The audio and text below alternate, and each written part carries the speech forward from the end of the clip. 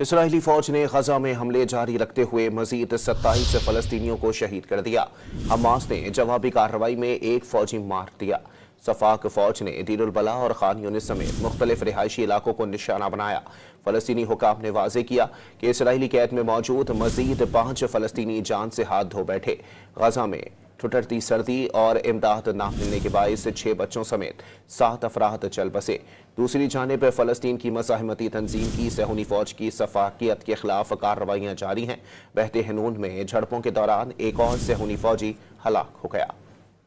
اسرائیلی فوج نے غزہ میں حملے جاری رکھتے ہوئے مزید 27 فلسطینیوں کو شہید کر دیا۔ حماس نے جوابی کارروائی میں ایک فوجی مار دیا۔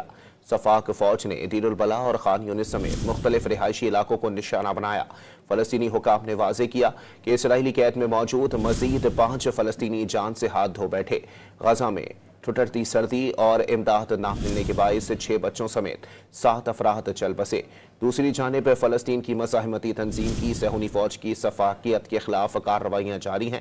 بحر ہنون میں جھڑپوں کے دوران ایک اور صہیونی فوجی ہلاک ہو گیا۔